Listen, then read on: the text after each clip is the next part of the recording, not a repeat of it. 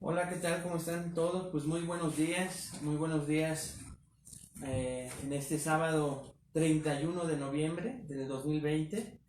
Es una bendición estar con todos ustedes, a aquellos que hacen el esfuerzo de estar en vivo, ¿verdad? A aquellos que están con nosotros, eh, invirtiendo este tiempo en sus matrimonios. Es una bendición, de verdad, que el Señor pueda bendecirles, remunerarles en bendiciones espirituales para su matrimonio, y que ustedes se den cuenta que este tiempo vale la pena invertirlo para la gloria de Dios, para nuestro propio beneficio. Y aún tú, si no estás casado, casada, tal vez estés en una edad en que quieras hacerlo, tal vez más joven, aprendiendo de todas las cosas que puedes evitarte, que muchos de nosotros no nos evitamos y tuvimos que, pues, sufrir las consecuencias del pecado en nuestras vidas, en nuestros matrimonios, familias, afectando a nuestros cónyuges, hijos, familiares incluso, y también aquellos que son viudas, viudos, que están solos o solas, pero que ya no pretenden a lo mejor casarse. Siempre es bueno invertir también en estos tiempos, porque cuando aprendemos acerca del matrimonio con todas las experiencias que tenemos, pues se complementan de una manera maravillosa para ayudar a las generaciones que vienen, a jóvenes, hombres o mujeres, a los cuales podamos guiar y orientar y aconsejar de acuerdo a la palabra de Dios. Entonces, no es exclusivo para matrimonios.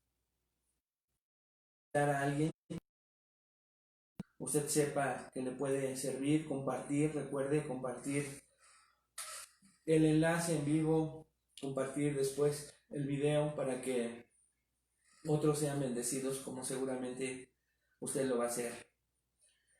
Entonces, hermanos, bueno, de las clases pasadas hemos estado estudiando la teología bíblica del matrimonio. Esto es la percepción de Dios a la luz de la Biblia, de lo que Dios dice acerca del matrimonio. Este es el pensamiento de Dios Padre. ¿Dónde vemos ese pensamiento? En su palabra, en la revelación que nos dejó para conocerle. Y ahí Dios nos ha estado enseñando de una manera general. En todos los temas se puede profundizar, que es a lo que le invito a que siga haciendo en los diferentes estudios que busque, con gente que predique la palabra de Dios, con hombres de Dios que, que profundizan en cada tema en particular. Nosotros estamos viendo un panorama amplio, general, pero es de suma importancia que usted pueda darse cuenta que esto es simple y sencillamente la base donde usted va a comenzar a cimentar un matrimonio de. Entonces, en esas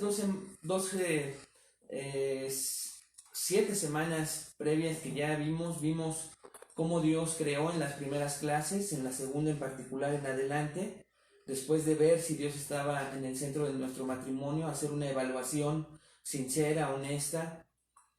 Lo siguiente que hemos aprendido es que lo primero que Dios hizo pues fue instituir y crear el matrimonio. Él es el creador del matrimonio a la luz de la Biblia, a la palabra de Dios.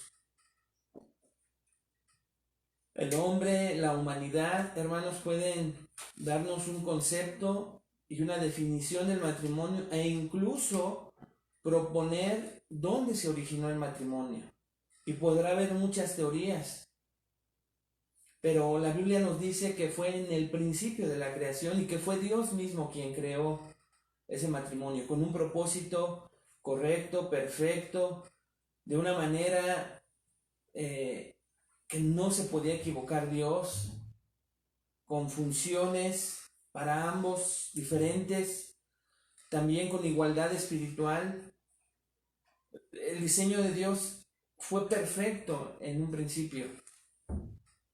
Lo vimos a detalle, y posteriormente vimos hace algunas semanas que el pecado entra no solo al hombre, a la vida del hombre, sino también a la vida del matrimonio, de ese primer matrimonio que Dios instituyó. a través de Adán y Eva. Vimos la manera en que cayeron cada uno, la manera en que cedieron a los engaños de la serpiente.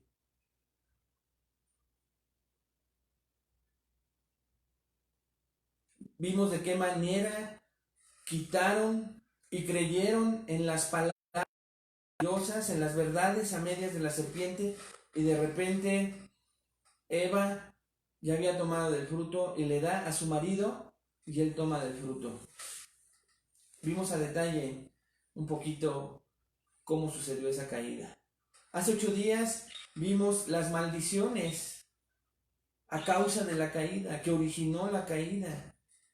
Maldiciones que vinieron de la voz de Dios mismo.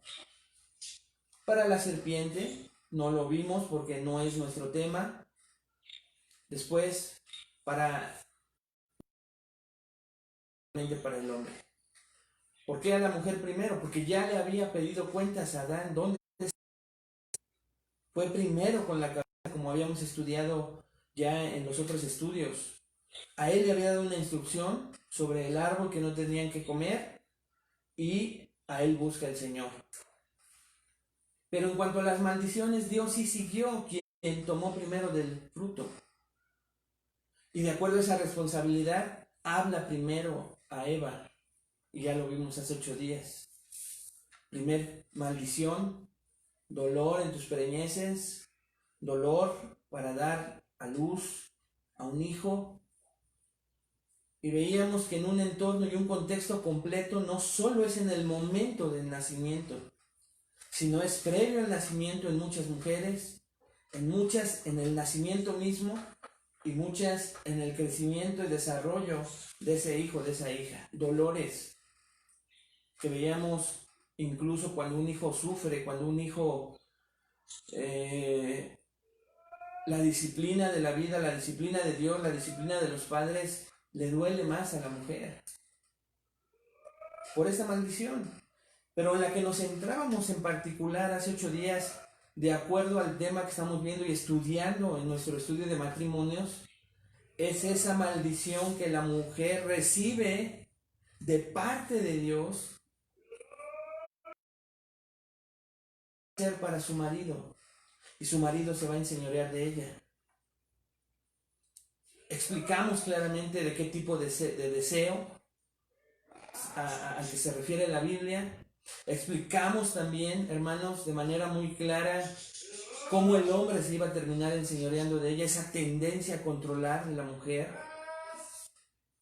y que en la naturaleza pecaminosa de una mujer, aún siendo redimida por Dios, aún siendo una verdadera cristiana, en la carne está esa lucha. En la carne está esa lucha de desear de tomar el control de las circunstancias de su hogar, de su propio marido, de los hijos, y así usurpar un lugar que no le corresponde. ¿Por qué? De controlar a su esposo. Veíamos la manera activa y la manera pasiva de hacerlo. Una manera pasiva, sutil, amorosa, manipulando. Otra manera activa, de manera con carácter fuerte, con gritos, donde se ve que la mujer es la que manda ahí, la que menosprecia al esposo de muchas maneras, lo hace pequeño. Eso es un efecto de la caída. Pero veíamos que igual de grave es la maldición, ahora en 3 versículos para el hombre, de parte también de Dios mismo, ¿lo recuerda? Es esa tendencia a no querer esforzarse, a trabajar de acuerdo a cómo lo pedía Dios en un momento dado en el huerto sin pecado. No era algo que se le dificultara a Adán. Pero a partir de la caída, el trabajo iba a ser con sudor, iba a ser con espinos y cardos. Y eso iba a ser una lucha para el hombre a partir de entonces. Y veíamos que es evidente la tendencia del hombre a no querer esforzarse, a esforzarse en lo que él decide, a esforzarse en lo que le parece que a él le va a traer un provecho, que eso lo motiva, el egoísmo lo motiva a aparentar ser alguien diligente, trabajador en demasía, pero que cuando no hay un beneficio propio cuesta más trabajo. Veíamos las áreas, ¿lo recuerdan? Veíamos que hay hombres diligentes en lo laboral, en lo secular, que son buenos proveedores, económicamente hablando. Pero cuando les dices, ¿sabes qué? Te toca proveer y trabajar diligentemente también en sacrificar tu vida, o sea, esto es tus horas de recreo, de descanso, de diversión, las tienes que sacrificar para tu esposa, para tus hijos, para el reino de Dios. Ahí es donde cuesta trabajo.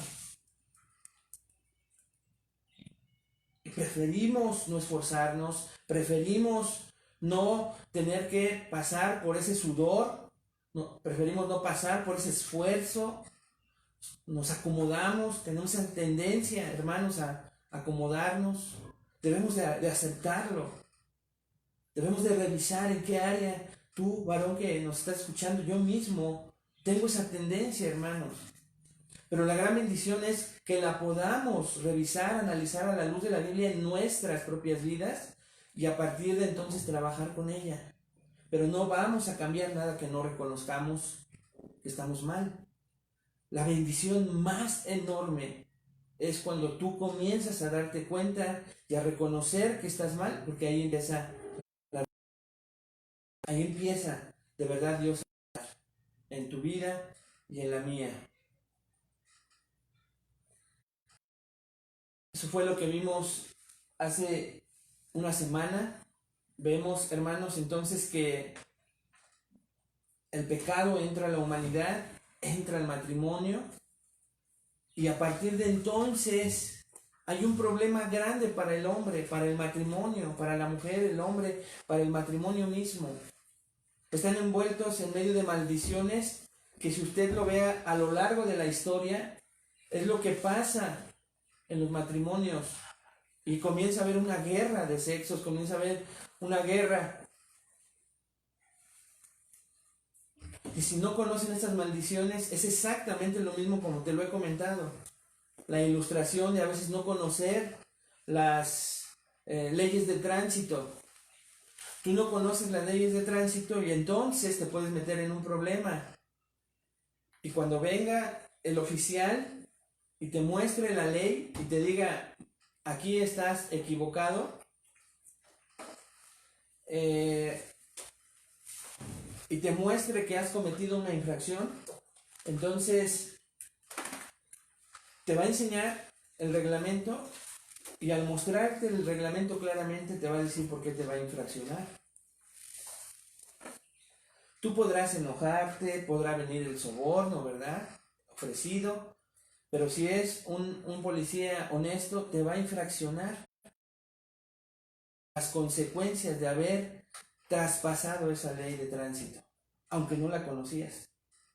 El policía tal vez lo entienda, te diga, qué bueno, discúlpeme, pero incluso cambia de estado en estado, ¿no es cierto? Alguna vez estuvimos con algunos hermanos en San Miguel de Allende en un congreso de matrimonios, en un seminario, y bueno, tuvimos que ver la desfortuna de unos hermanos que ignorar ciertos colores de la banqueta que después nos señalaba el oficial, le quitaron sus placas. Y gracias a Dios tuvimos la fortuna de que se podía pagar y en ese momento pues se pagó y se le regresaron las placas. Pero eso es exactamente lo mismo que pasa, hermanos, con las leyes espirituales. Aunque no las conozcamos, como la mayoría de la gente no conoce estas maldiciones, las consecuencias se van a cumplir. Y entonces nos va a pegar en diversas áreas de nuestro matrimonio la tendencia de la mujer y la tendencia del varón por esa maldición de Dios mismo, como te acabo de decir. Tú ve y medita un poco, espero que lo hayas hecho en la semana y te vas a dar cuenta cómo es una realidad en nuestros matrimonios. Y como que hasta parece que se embona, ¿no? El deseo de controlar de la mujer y la pasividad del hombre. Y la humanidad piensa que eso es correcto, pero no es bíblico y trae consecuencias tremendas. trae consecuencias al matrimonio en todas las áreas de su vida. Y se rompe entonces el principio fundamental para el cual Dios creó el matrimonio. ¿Lo recuerdas cuál es? Hay dos principios o objetivos por los cuales Dios creó el matrimonio. Uno es en relación a las personas mismas, que es que se conviertan en una sola carne, ¿lo recuerdan? Que las dos sean una sola carne, que las personas que los rodean vean que hay unión, que hay unidad, que se convierten en uno en todas las formas. Lo estudiamos, una sola carne. Y el objetivo vertical, el objetivo para con Dios, hermanos, es que el mundo vea el amor o la relación que hay entre Cristo y su iglesia. Nosotros somos el ejemplo en cómo Dios trata a su iglesia, cómo la iglesia trata a Cristo. Y eso es lo que tenemos que reflejar. Tenemos que dejar que nuestro matrimonio sea una muestra de relación entre Cristo y su iglesia a través de nuestros matrimonios. Queremos, hermanos, y buscamos que nuestro matrimonio sea un retrato de esa gran verdad teológica. Entonces, hoy vamos a pensar en la relación que hay entre Cristo y su iglesia. Cristo el esposo, su iglesia la novia. Vamos a mirar a Cristo y la iglesia y vamos a aprender pues mucho más acerca, escuche de qué, de un matrimonio bíblico. ¿Quiere usted saber cómo se construye, se forma un matrimonio bíblico? Es lo que vamos a estudiar esta mañana. Por eso es que el título que usted ve o va a ver en el tema de esta mañana es la teología bíblica del matrimonio, la redención. Ya vimos la creación de Dios del matrimonio, ya vimos la caída del matrimonio, los efectos de la caída del matrimonio, y hoy vamos a ver, para terminar con el tema de la teología bíblica del matrimonio, la redención del matrimonio. Pero escuche, no la redención que el hombre le puede dar a las situaciones y dificultades matrimoniales, no, hermanos, sino lo que hace Dios para redimir un matrimonio, para redimir los matrimonios. Entonces, si Dios creó, Dios destruyó por causa del pecado, Dios restaura. Dios restaura, hermanos. Y entonces es Dios quien nos va a enseñar las bases para construir un matrimonio bíblico. No es el humanismo, la psicología, se me venían a la mente, no me acuerdo de este señor Lozano, o todos esos hombres que hablan humanismo, y los peores son los que hablan humanismo mezclado. No son ellos, hermanos, no son las mezclas entre lo que el mundo enseña y lo que Dios enseña, lo que va a restaurar un matrimonio. No es el psicólogo. Ellos tienen ciertas verdades implícitas en la Biblia que ellos le quitan el crédito a la Biblia, que te van a ayudar. El humanismo y la ciencia que Dios creó también va a ayudar, pero va a ser de manera limitada. No hay otra, que si Dios fue quien creó el matrimonio, Él es el ingeniero, el diseñador, el constructor del matrimonio, y Él mismo destruyó, ¿verdad? A causa del pecado, el hombre echa a perder ese diseño divino, y Dios permite y Dios maldice por causa del pecado. Tiene que ser Dios, hermanos amados, quien redima el matrimonio.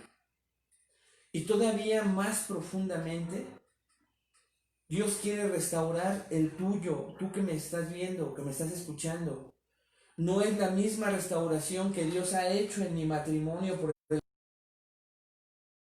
los valores particulares que tenemos yo y mi esposa, a lo que tú tuviste que vivir, a lo que tú tuviste que experimentar. Entonces, lo hermoso de esta redención, de esta reconstrucción y restauración divina, es que Dios quiere hablarte a ti en particular. Los ejemplos, las ilustraciones que a partir de hoy escuches, Muchos son de lo que pasa en mi matrimonio o en la mayoría de los matrimonios, pero Dios quiere hablar específicamente al tuyo. Quiere restaurar de manera específica porque Él conoce, Él construyó tu matrimonio. Él, por causa de tu pecado propio, de la manera en que tú pecaste o has pecado en tu matrimonio, sabe Dios que tiene que restaurar. Entonces tal vez no restaure cosas que sí tuvo que restaurar en mi matrimonio. No las va a restaurar en el tuyo, pero pon mucha atención a lo que Dios sí quiere restaurar en el tuyo. Pon mucha atención a lo que Dios quiere restaurar en tu matrimonio, porque es algo personal entre ustedes, matrimonios, y Dios mismo. Es algo hermoso. Entonces, ¿qué vamos a estudiar esta mañana? 8 verdades, hermanos, de la Escritura. 8 verdades de la Escritura acerca del matrimonio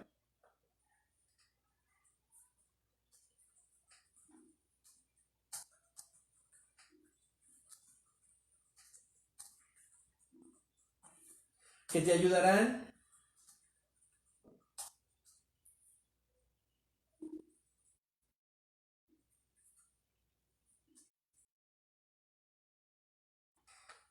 a restaurar. 8 verdades de la Escritura acerca del matrimonio que te ayudarán a restaurar el tuyo, tu propio matrimonio, como yo te venía diciendo. ¿Qué áreas quiere restaurar Dios? Pues las vamos a estudiar juntos y Dios va a hablar a tu vida, a tu matrimonio de manera muy personal. Entonces, 8 verdades de la Escritura acerca del matrimonio que te ayudarán a restaurar el tuyo.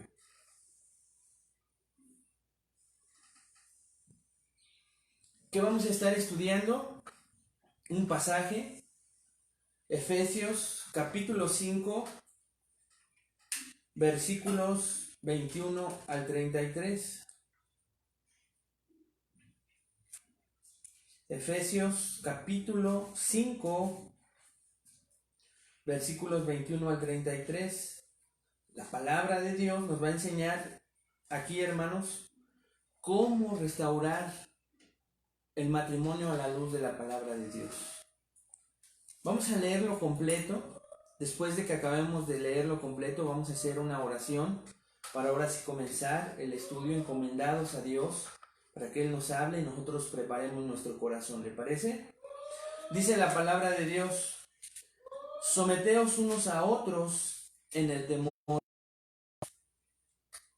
Las casadas estén sujetas a sus propios maridos como al Señor. Porque el marido es cabeza de la mujer, así como Cristo es cabeza de la iglesia, la cual es su cuerpo y Él es su Salvador. Así que, como la iglesia está sujeta a Cristo, así también las casadas lo estén a sus maridos en todo. Maridos, amad a vuestras mujeres, así como Cristo amó a la iglesia y se entregó a sí mismo por ella, para santificarla, habiéndola purificado en el lavamiento del agua por la palabra, a fin de presentársela así una iglesia gloriosa, que no tuviese mancha, ni arruga, ni cosa semejante, sino que fuese santa y sin mancha. Así también los maridos deben amar a sus mujeres como a sus mismos cuerpos. El que ama a su mujer, a sí mismo se ama. Porque nadie aborreció jamás a su propia carne, sino que la sustenta y la cuida, como también Cristo a la iglesia, porque somos miembros de su cuerpo, de su carne y de sus huesos. Por esto dejará el hombre a su padre y a su madre, y se unirá a su mujer, y los dos serán una sola carne. Grande es este misterio. Mas yo digo esto respecto de Cristo y de la iglesia. Por lo demás, cada uno de vosotros ame también a su mujer como a sí mismo, y la mujer respete a su marido. Padre, te damos gracias por la enorme bendición que nos das de estar en tu presencia. Gracias, Señor, por enseñarnos a la luz de tu palabra y en los siguientes estudios la manera en que tú quieres restaurar nuestros propios matrimonios. Padre, ayúdanos a reconocer que nosotros de alguna manera y de diferentes maneras hemos visto, Padre, como el diseño divino que tuviste en un principio para el matrimonio no es el diseño que nosotros tenemos en nuestros hogares. Que las de alguna manera las intentamos cumplir, pero fallamos. Algunos otros las desconocían. Y vemos que ese es un problema, Padre. Lo queremos reconocer. Algunos otros que aunque ahí vamos, nos falta y no queremos conformarnos. Padre, también queremos reconocer que en nuestra naturaleza pecaminosa, esto es, en nuestra carne, hay esas tendencias de esa maldición del cuerpo hasta que éste vaya al polvo. Queremos hacer el bien y ahora con tantas enseñanzas nosotros en cuanto a los matrimonios, nos damos cuenta que nos cuesta mucho trabajo aún. Y muchos otros, Padre, al comenzar a escuchar estas enseñanzas por primera vez, se dan cuenta el porqué de la situación a veces tan grave en fracaso de sus propios matrimonios. Porque el pecado entró en nuestros matrimonios también. Las maldiciones ejercen cierto poder muchas veces, Padre. Somos hijos tuyos, somos nuevas criaturas, pero a veces te damos la espalda y queremos hacer las cosas a nuestra manera, Señor. Olvidamos que moras en nosotros y eso provoca cosas en nuestro propio matrimonio. Lo queremos reconocer, pero ahora queremos disponer nuestro ser para que tú restaures las áreas que cada matrimonio que escuche, comenzando por el mío, sigan, algunas comiencen a ser restauradas. En el nombre de Jesús te lo pido. Amén. Ok, hermanos, entonces, este pasaje que acabamos de ver está basado en la expectativa de que todos los cristianos deben vivir en humildad. Si vamos a ver 8 verdades, la primera que vemos es que todos los creyentes deben vivir en humildad. Así es que si estás anotando, pon número 1, todos los creyentes deben vivir en humildad. ¿Dónde vemos eso? Versículo 21. ¿Qué dice Efesios 5:21? Algo que a veces las iglesias no enseñan. Y es sumamente importante. ¿Dónde encontramos esta frase? En el contexto. Si usted nota, Efesios capítulo 5, versículo 21, si usted tiene la versión de la Reina Valera, a veces ponen títulos y dice, someteos los unos a los otros. Pero en un contexto completo, hermanos, el pasaje nos ayuda a entender que el versículo 21 es una conexión entre un tema que comienza Pablo en el versículo 18, termina en el 21, ponga mucha atención a lo que estoy diciendo, e inmediatamente ese mismo pasaje conecta al siguiente tema, que es el tema de los matrimonios cristianos. Muy importante, el versículo 21 es un puente, hermanos, que Pablo utiliza, o Dios a través de Pablo utiliza, para terminar un tema y comenzar otro. Versículo 18. No os embriaguéis con vino en lo cual hay disolución. Antes bien, sed llenos del Espíritu.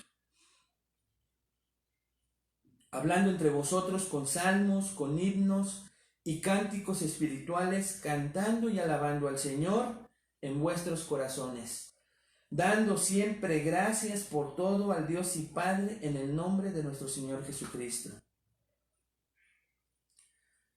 Entonces Pablo en el versículo 18 da un mandato a que nosotros seamos llenos del Espíritu y lo que eso significa. Y no me voy a detener mucho, pero ilustra la llenura del Espíritu con la embriaguez.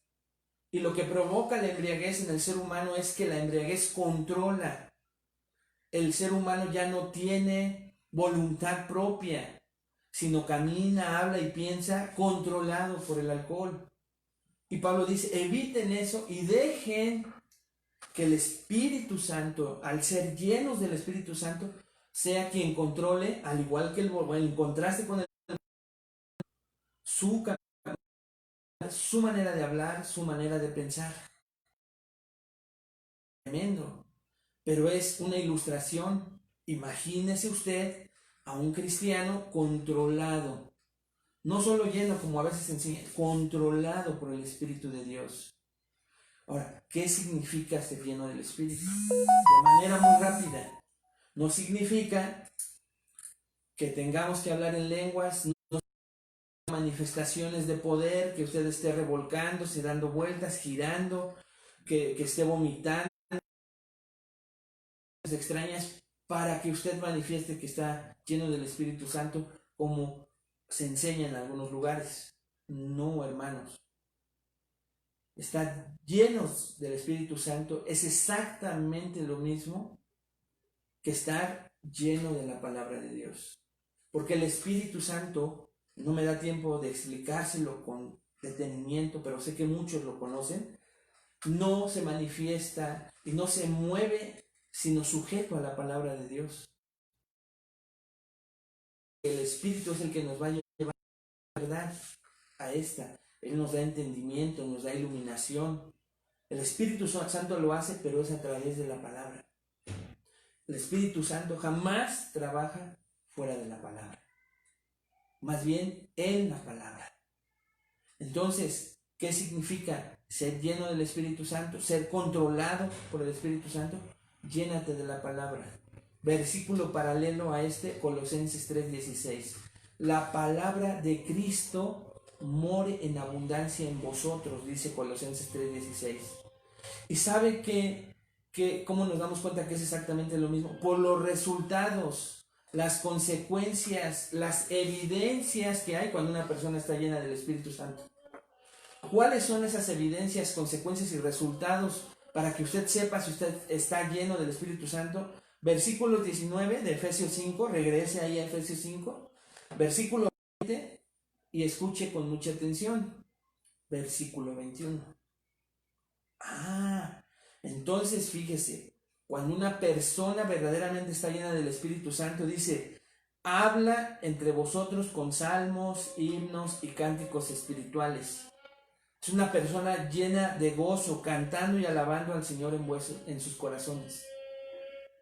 ¿Quiere usted darse cuenta de una persona llena del Espíritu Santo? Está hablando, cantando, lo que significan los salmos, los himnos y los cánticos espirituales. Porque cada una de esas palabras significa una manifestación en cómo adoramos a Dios, agradecemos a Dios y alabamos a Dios porque entendemos lo que hizo en nuestras vidas. Pero no solo se queda en eso, versículo 20. Una persona que está llena del Espíritu Santo da gracias siempre por todo. Una persona agradecida. En contraste con una persona que no está llena del Espíritu Santo, es una persona aún cristiana que se queja, que teme mucho, que duda, que es incrédulo. Y todos manifestamos a veces eso. ¿Por qué? Porque no estamos llenos de la verdad de Dios. Pero una persona que está llena de las promesas de Dios, del cuidado que Dios promete darnos como hijos de Dios, da siempre gracias, aún en los problemas.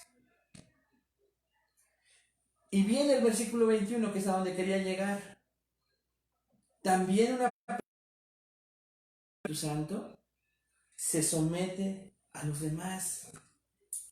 teniendo y manifestando temor a Dios. Entonces Pablo, tema de lo que le acabo de explicar rápida, acerca de ser llenos del Espíritu Santo, no embriagarse con vino, en lo cual hay disolución. Después nos enseña los frutos del Espíritu Santo, los verdaderos frutos del Espíritu Santo, que Dios nos dice cuáles son esas marcas de alguien que está lleno de la palabra de Dios. Y el último fruto es ese: someteos unos a otros. Ni uno va a dar gracias, ni uno va a estar cantando salmos, platicando con los hermanos de la palabra de Dios, de su salvación, del evangelio, de las cosas que sigue haciendo Dios en nuestras vidas. Una persona llena eso hace, y mucho menos se va a someter a los demás. Pero Pablo, hermanos, o Dios a través de Pablo aquí nos dice que el último fruto y la llenura del Espíritu Santo de una persona que está llena del Espíritu Santo es que se somete a los demás.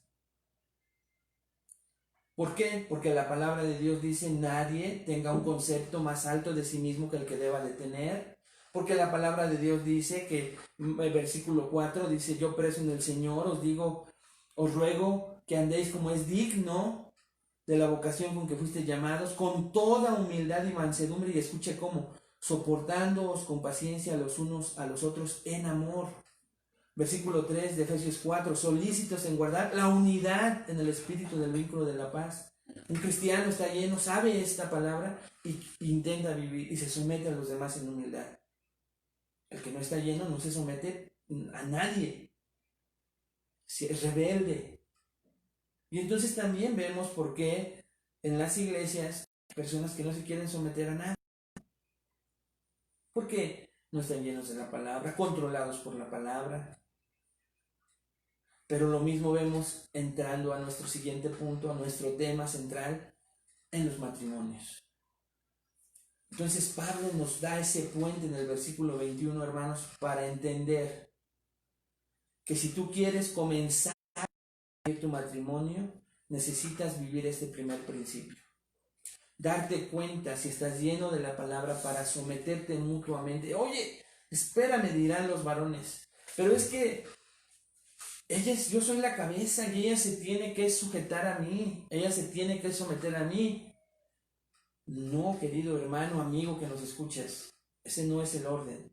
Porque como te digo que es el versículo 21 un puente, Dios, antes de comenzar a decir que tú eres cabeza como varón, también tienes el mismo mandamiento, siendo lleno del Espíritu Santo, de someterte a tu esposa. Vamos a ver de qué manera. No de la manera en que a lo mejor tú piensas, que le tengo que dar la autoridad, que ella sea cabeza. No, de ninguna manera. Esa es una función que dio Dios para ti. Pero entonces te tienes que someter de otra que Dios nos va a enseñar. Y que pido a Dios te dé entendimiento para que cuando lo veas claramente empieces a vivir así. Comencemos a vivir así. Entonces, todos los cristianos deben vivir en humildad. Antes de que Pablo, hermanos, escribiera acerca de las responsabilidades específicas de los esposos y las esposas a partir del versículo 22, y de hecho se va hasta a los niños, ¿verdad? A los hijos, les da responsabilidades también a los padres e incluso a los siervos en cuanto a sus trabajadores, a los trabajadores en cuanto a ser siervos.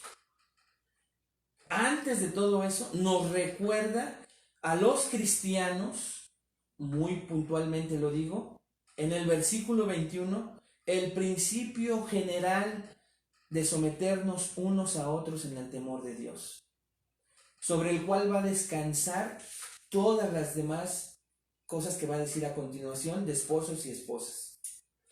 Pero ahí se sustenta, esa es la base donde vamos a asentar lo que viene a continuación. Era sumamente importante decirte esto. Entonces, cedernos quiere decir algo como ceder voluntariamente en amor. Es la idea central, ceder voluntariamente en amor. Por un lado, todos los cristianos deben demostrar este tipo de sumisión unos a otros. Pero si lo debemos demostrar unos a otros, hermanos, por ejemplo en la iglesia, qué importante es serlo de la misma manera en un matrimonio, con la persona a la que amamos. sumamente importante hacerlo. Algunos dirán, bueno, es que a los hermanos es fácil someterse porque no se ponen como tú. No, precisamente porque es tu cónyuge, el principio general de someterte es para los dos, es para ti. De hecho, hermanos, este tipo de sumisión mutua de los cristianos, y es un tema que se encuentra frecuentemente en el Nuevo Testamento. Piense, por ejemplo, Filipenses 2:3. Regresemos, deje ahí un separador en Efesios. A Filipenses, capítulo 2, versículo 3. Dice a Filipenses 2:3. Nada hagáis por contienda o por vanagloria. Antes bien, con humildad, vea lo que dice, hermano, estimando cada uno a los demás como superiores a él mismo, a los demás. ¿Cuánto más a tu cónyuge? Entonces es un principio que viene de manera frecuente en el Nuevo Testamento. Hay que considerar, dice Dios, a los demás como superiores a nosotros mismos. ¿O qué decir, hermanos, de las enseñanzas de Jesús? Mateo 20, 26 al 28. Mateo, capítulo 20, versículos 26 al 28. Aquí tengo el versículo, pero quiero acompañarme con usted al buscarlo para que también le dé tiempo y todos tengamos la Biblia. Bueno, los que no la tengan no se preocupen porque sé que escuchan bien y a veces se les facilita mejor escuchar. Espero que no sea por flojera, ¿verdad? Pero bueno, dice Mateo 20, 26 al 28. Mas entre vosotros no será así. Porque Jesús está hablando de este mundo, se enseñorean de los demás. Cómo los tienden a enseñorearse de las personas, a sacar provecho, a pisotearlos. Vamos un versículo atrás. Antes de que les diga en el 26, mas entre vosotros no será así. Versículo 25. Entonces Jesús llamándolos dijo, sabéis que los gobernantes de las naciones se enseñorean de ellas, y los que son grandes ejercen sobre ellas potestad. Pero ve aquí la enseñanza de nuestro Señor amado. Mas entre vosotros no será así, sino el que quiera hacerse grande entre vosotros será vuestro servidor. Y el que quiera ser el primero entre vosotros será vuestro siervo. Y él se pone de ejemplo, vea el versículo 28. Como el Hijo del Hombre no vino para ser servido, sino para servir y para dar su vida en rescate de muchos. El ejemplo máximo es nuestro Señor Jesucristo. El ejemplo, hermanos, máximo, también lo repite en Lucas 22. El corazón de cada cristiano debe estar marcado por una humildad que se somete voluntariamente a los demás. Escuche por qué, por la causa de Cristo. Porque dice Efesios 5:21, si regresa, en el temor de Dios, en el temor de nuestro Señor, en el temor de Cristo. Siempre hay objeciones en la carne, la que se resiste. Por eso le decía previamente, tal vez algunos hombres estarán diciendo, a ver, espérame. Dice la Biblia que yo soy cabeza, entonces ¿por qué me tengo que someter? Porque lo dice antes de que te diga que eres cabeza. Someteos unos a otros en el temor del Señor. Algunos cristianos argumentarán, como le digo, que la sumisión mutua por sí sola es lo que se visualiza en este pasaje, que Pablo pues no está diciéndole a las esposas que deben de ser sus esposos de manera particular, porque eso es lo que también las esposas ahorita podrán estar diciendo, ¿verdad? Y estarán diciendo, te tienes que someter a mí. Y estarán ahí codeando al esposo, estarán ahí diciéndole, oye, eso no lo sabía, ahora ya caigo. No se trata de eso. Ni el que el hombre se resista a someterse a su mujer, ni que la mujer diga, ahí está, si no te sometes, no me someto. Pablo no está diciendo eso. No está condicionando que para que alguien se someta se tiene que someter el otro. Eso es lo primero que debemos de quitar de nuestra mente. No ve usted una condición ahí. Dice que el fruto del Espíritu, del estar lleno de la palabra, hace que nos sometamos voluntariamente en el temor del Señor. Pues quitemos la idea de que, entonces, porque se escucha en las consejerías, usted mismo lo ha de haber dicho en alguna consejería, yo lo dije en algunas consejerías, bueno, en muchas consejerías. Yo me voy a portar bien si ella se porta bien conmigo, yo le voy a hablar bien si ella me habla bien. No es la frase regular, es que si tú te portaras así, yo no hiciera esto. Si tú me trataras de esta manera, si tú me amaras, si tú me respetaras. Pero aquí no dice eso. El sometimiento de Cristo fue: el que quiera ser el mayor, sirva a los demás, es su servidor. Considere, dice Filipenses, al otro como mayor. ¿Cómo voy a considerar mayor a mi esposa? Eso dice la palabra, varón. O en tu tendencia de controlar, en tu naturaleza. No, es que si él fuera un buen líder, yo me sometería voluntariamente. No dice eso la Escritura. Dice como principio general, unos a otros en el temor del Señor. Primeramente, que como esposa, como hijo de Dios. Porque es un fruto de la llenura del Espíritu. Si tú dices que estás lleno del Espíritu, se manifiesta sometiéndote a los demás. Y en este caso, a tu cónyuge.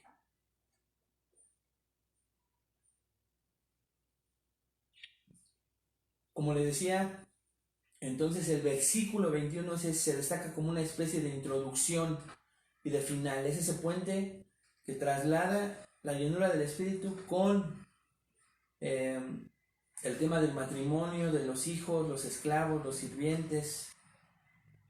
Si Pablo no pretendía, hermanos, establecer una obligación para un tipo diferente de sumisión en las esposas, entonces tenemos que concluir que él tampoco tenía la intención para los esclavos, o más problemáticamente para niños bajo sus padres, porque en los versículos que vienen adelante nos va a enseñar eso. A sus padres, siervos, sométanse a sus amos. ¿Cierto o no? Entonces, aunque trae un orden para la lucha que pudiera tener un varón, es que no solamente es a mí como cabeza. Imagínense qué mal entendimiento si dijeran ahorita a los hijos también. También mi papá se tiene que someter a mí, mi mamá. O que dijera el siervo, mi patrón se tiene que someter a mí. El sometimiento, hermanos, como decíamos, es esa actitud, esa sumisión que por sí sola nace del corazón. Es una actitud de ver con humildad a los demás. ¿Cómo? Como superiores a mí. Prestos para servir en lugar de para servirme, que es la tendencia de la carne. Así que, hermanos, el versículo 21 realmente proporciona el contexto en que se dan estas instrucciones particulares a las esposas. A continuación, ¿verdad? Como cristianos, los esposos, escucha hermano, los esposos y esposas están para tratarse con humildad entre ellos, sometiéndose voluntariamente entre sí por la causa de Cristo. Pero dentro de ese marco de sumisión mutua, Pablo también le da a las esposas una responsabilidad particular de sumisión, de una manera única. ¿A quién? A sus propios esposos. Entonces vamos a entrar, ahora sí, la próxima semana, ¿verdad? Porque se nos está terminando el tiempo. En que Pablo solo está traspasando el puente de un principio general de todo creyente, de todo aquel que se dice cristiano, que ama a Dios, para recordarle, ok, si tú eres un cristiano, sométete a todos, a los demás. Velos como superior a ti mismo, crea la unidad, sírveles a los demás. ¿Cómo lo vas a lograr más fácilmente? Ser lleno del Espíritu, llénate de la palabra. En tus fuerzas no lo vas a poder lograr, porque separados de mí nada podéis hacer, dice Jesús. De ahí la importancia de estar lleno de la palabra, ¿se da cuenta?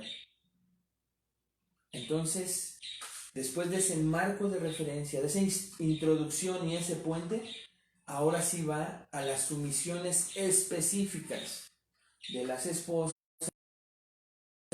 y de los trabajadores.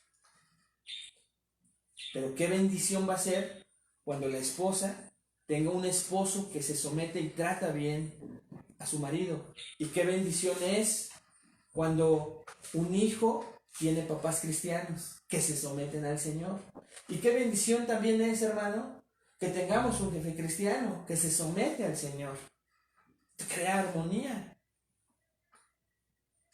Por eso es que estas enseñanzas cuestan trabajo cuando a lo mejor tú nos estás escuchando y no eres cristiano. No te consideras ateo, de ningún tipo de religión, tal vez si la tengas. Pero te invito de verdad a que primero sometas tu vida a Cristo.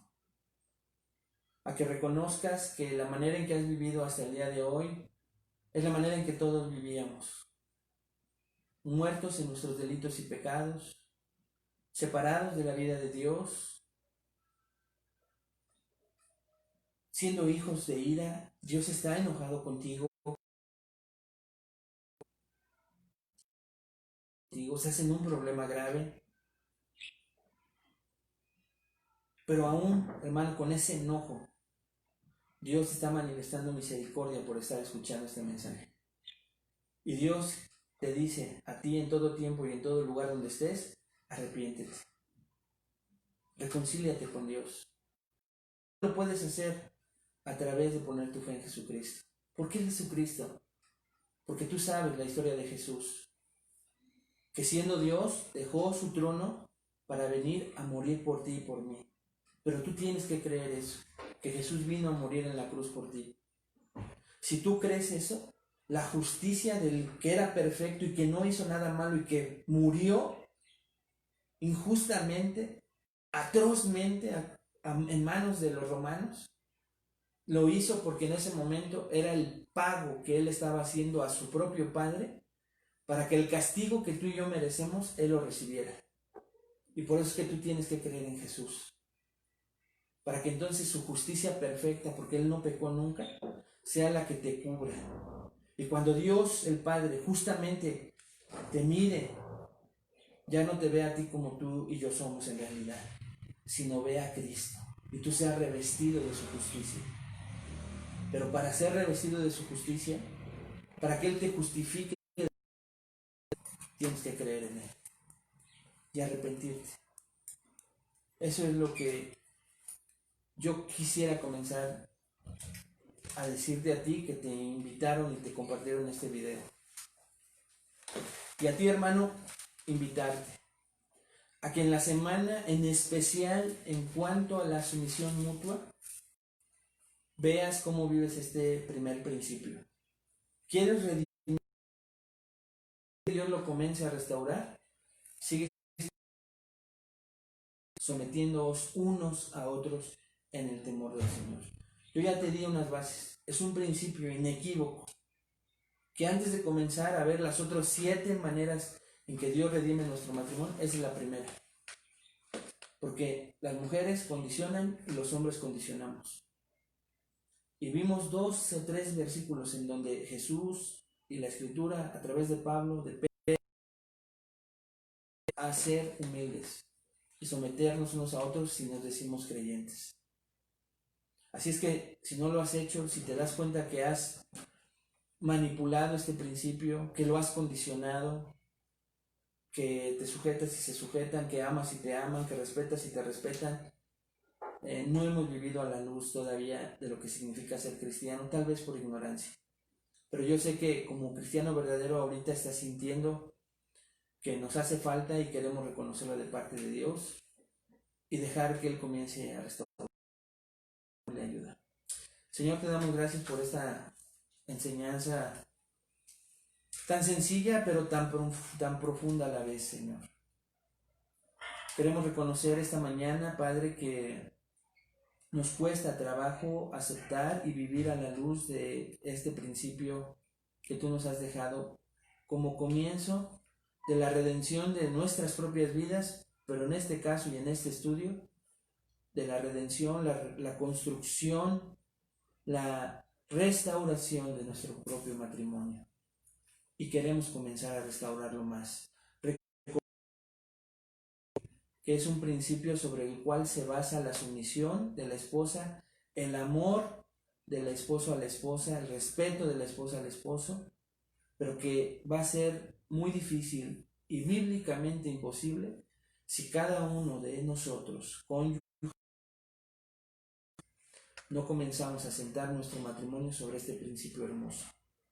A mí como varón, ver como superior a mi esposa en un sentido espiritual, sirviéndola, amándola, como lo vamos a ver en las siguientes clases. Y a las mujeres, a nuestras hermanas, verlas como un principio de sumisión voluntaria, que no depende de la actitud, del comportamiento del esposo, sino del temor que ella le tiene a Dios y de que él le tiene a Dios. Llévanos a esa verdad. Te lo pedimos esta mañana en el nombre de Cristo Jesús. Amén. Hermanos, pues que Dios les bendiga. Espero que el audio se haya escuchado bien. Tenemos de repente problemitas, pero lo queremos seguir haciendo con mucho esfuerzo, con muchísimo amor para todos ustedes, esperando que ustedes lo valoren también de igual manera. Les mandamos un fuerte abrazo. Nos vemos mañana en la prédica de Daniel. Compartan los links, compartan los estudios. Es la manera de evangelizar en estos momentos. No se avergüence del evangelio, sino compártanlo. ¿Ok? Les mandamos un abrazo. Que Dios